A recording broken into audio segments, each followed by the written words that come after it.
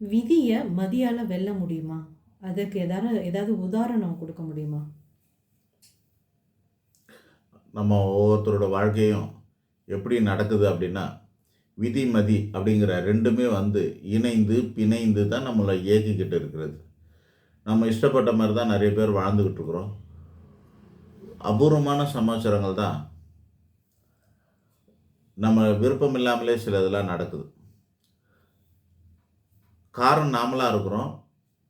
சம்பவத்து மட்டும் இருக்கு. இப்போ நோய் வருது அப்படின்னா, நோய்க்கு காரணம் என்னன்னா, அது நம்மளோட காரணமா இருக்கும். டாக்டர்ட்ட கூட டிஎன்ஏ அப்படி இப்படின்னு சொல்லுவாங்க. சிலது ஜெனடிக் இஷ்யூ அப்படின்னுவாங்க. இதனால வர்றதா ரீசன்லாம் சொல்லுவாங்க. ஸோ, அப்பல்லாம் அது விதின்னு எடுத்துக்கிறோம். ஆனா, உங்க ஃபுட் ஹேபிட்ஸ் சரியில்ல, உங்களுடைய டெய்லி ஹேபிட்ஸ் சரியில்ல, அதனால வர வியாதி அப்படின்னு சொன்னாங்கன்னா, அதுக்கு மதி தானே காரணமா இருக்குது. அப்போ வியாதிக்கு அப்படி. விபத்து இருக்கு. அதுவும் 2 விதமா நடக்கும். ஒரு விபத்து நம்ம செல்ஃபோன் பேசிக்கிட்டே ஓட்டுறது, தண்ணி அடிச்சுட்டு ஓட்டுறது, இந்த மாரி வாகனத்த ஓட்டும்போது என்ன ஆகுது? விபத்து நடக்கும். அப்ப அது விதின்னு சொல்லலாமா? மதிக்கெட்டு போய் நடந்துக்கிட்டது விதின்னு சொல்லக்கூடாது. ஆனா, சும்மா நிக்கிறோம் சிக்னல்ல ரெட் லைட்ன்னு எரிஞ்சுகிட்டு இருக்குதுன்னு சொல்லிட்டு, நீ சும்மா நிக்கிறவன பின்னாடி ஒருத்தன் டமால்னு இடிச்சானாக்கா, அதுக்கு நாம என்ன பண்ண முடியும்? அப்ப அது விதி. அப்ப விதி, மதி தெரியுதா? நம்மளோட பார்ட் இருக்குமேனா, நம்மளுடைய காரணங்கள் ஏதாவது இருக்குமேனால், அதெல்லாம் மதி சம்மந்தப்பட்டதா இருக்குது. நம்ம காரணமே இல்லாம நடக்கிறது மட்டும் தாங்க விதி. இத புரிஞ்சுக்கணும். விதியும் மதியும் இணைந்து, பிணைந்து தான் நம்ம மனுஷன இயக்கிக்கிட்டு இருக்கிறது. எல்லா விஷயம் நம்ம சாப்பிடுற சாப்பாடெல்லாம் இருக்கு. ஒரு வாழை இல போட்டு அதில கல்யாணத்தில ஒரு 50 ஐட்டத்த வச்சுட்டு, வாழை இலைய போட்டு வுட்டு சாப்பிடுன்றாங்க. எல்லாரும் ஒரே ஐட்டமா எடுத்து டக்குனு போய் சாப்பாடுல கை வைக்கிறாங்களா? அல்லது ஆளுக்கு ஒரு ஐட்டத்த கை வைக்கிறாங்களா? சொல்லுங்க. நீங்க சொல்லுங்க. ஆளுக்கு ஒரு ஐட்டம் தான் எடுத்து அவங்கவங்களுக்கு என்னென்ன பிடிக்குதோ அதில கை வைக்கிறாங்க. அப்ப அது விதியா? அது மதியா? மதி தான். அப்போ நம்ம சாப்பாடு போட்டா சாப்பிடுறோம். அது ஓகே. எல்லாருக்கும் ஒரே மாரி படைச்சுட்டாங்க. ஒரு இடத்துல 100 பேர் உட்காந்துருக்காங்கன்னா, 100 பேருக்கும் சாப்பாடுலாம் போட்டு வச்சுட்டு, நம்மள எல்லாரும் உள்ள விட்டு உட்கார்ந்து சாப்பிடும்போது, ஏன் ஒவ்வொருத்தரும் ஒரு ஒரு ஐட்டத்த கை வைக்கிறோம்? அவங்க விருப்பப்பட்ட இடத்தெல்லாம் கை வைக்கிறாங்க. ஒரு குழந்தை அப்பளத்தில கை வைக்குது, ஒருத்தர் ஸ்வீட்ல கை வைக்கிறாரு, ஒருத்தர் வடையில வைக்கிறாரு, ஒருத்தர் டிஃபன்ல வைக்கிறார், ஒரு சாப்பாட்டுல வைக்கிறார். ஆளாளு ஒவ்வொன்னுத்துல கை வைக்கிறதுக்கு காரணம் என்ன? அவங்களோட எண்ணம். இந்த இடத்துல எங்க வந்தது விதி? அப்போ ஒரு சுகர் பேஷண்ட் இருக்காரு. அவரு போய் முதல்ல ஒரு ஸ்வீட் எடுத்து வாயில போடுறாருன்னா, அப்போ அவருக்கு விதியில சுகர் இருக்கும்போது, இதில போய் கை வைக்கிறாரு. சுகர் ஏறுமா? ஏறாதா? அப்போ அவரோட மதியினால வரக்கூடிய பிரச்சனைக்கு என்ன காரணம்?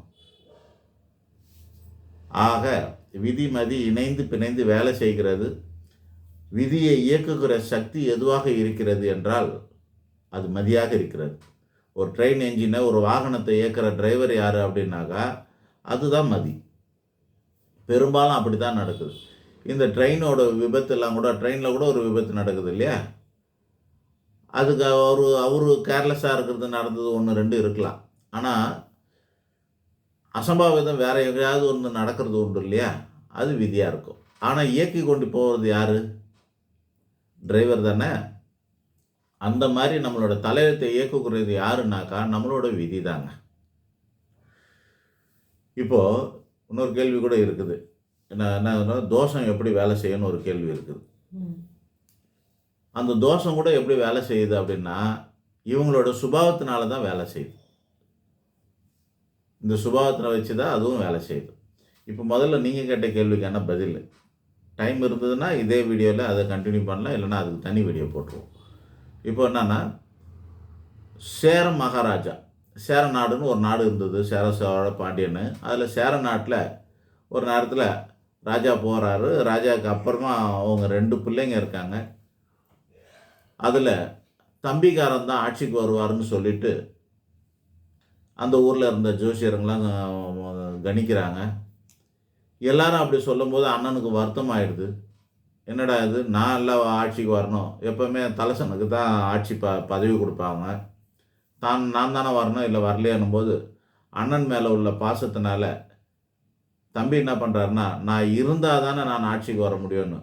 அதாவது தம்பிய இளையவர் இல்லையா?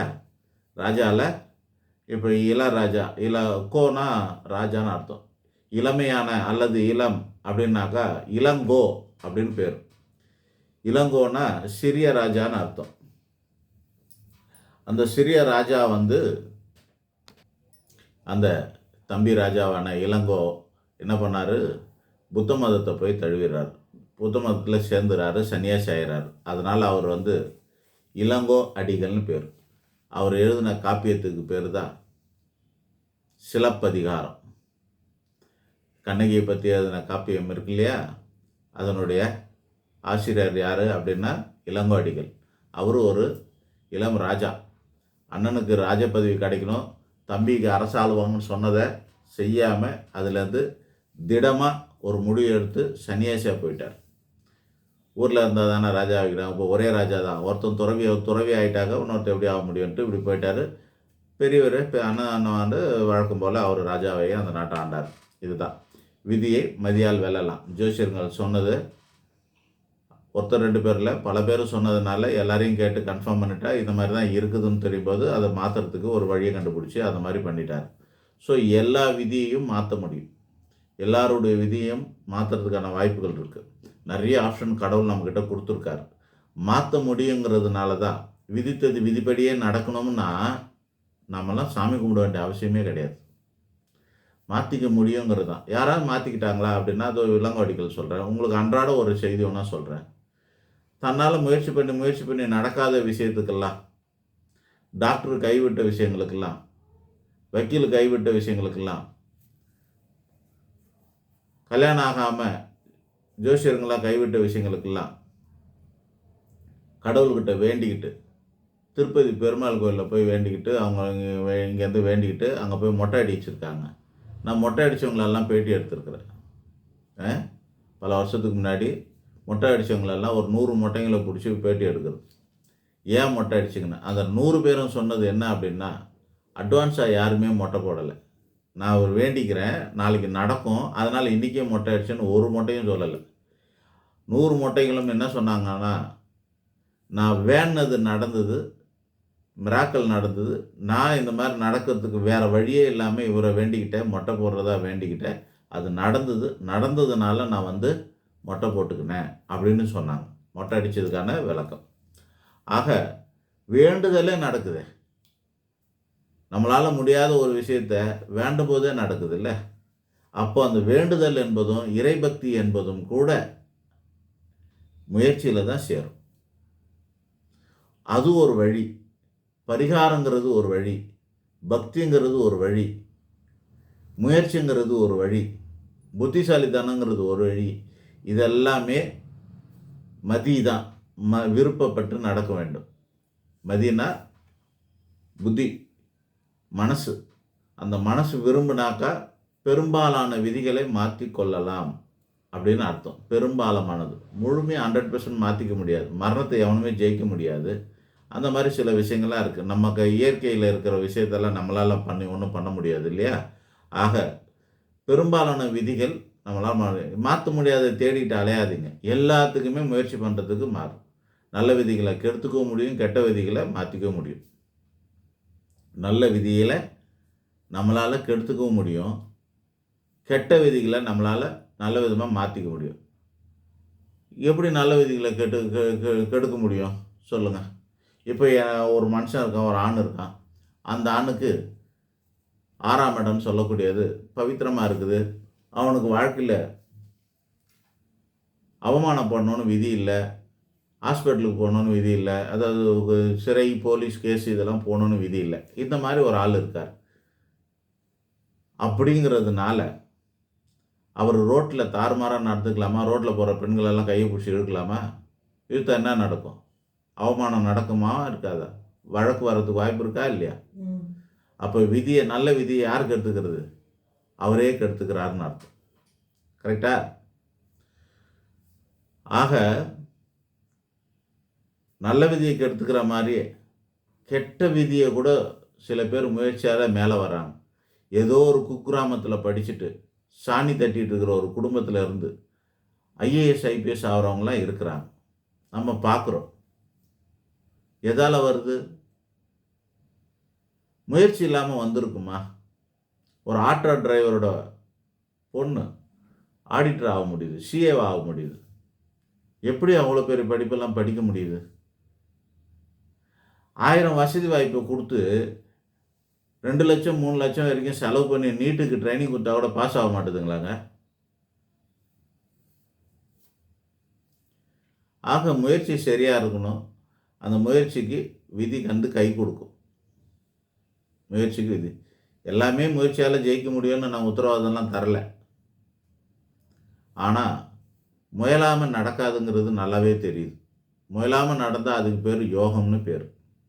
முயற்சி இல்லாமல் ஒன்று நடந்துட்டால் அதுக்கு பேர் யோகம்னு பேர், அதிர்ஷ்டம்னு பேர், அல்லது தோஷம்னு பேர். நல்லதாக இருந்தால் அது யோகம்னு பேர், கெட்டதாக இருந்தால் அது பேர் தோஷம்னு பேர்.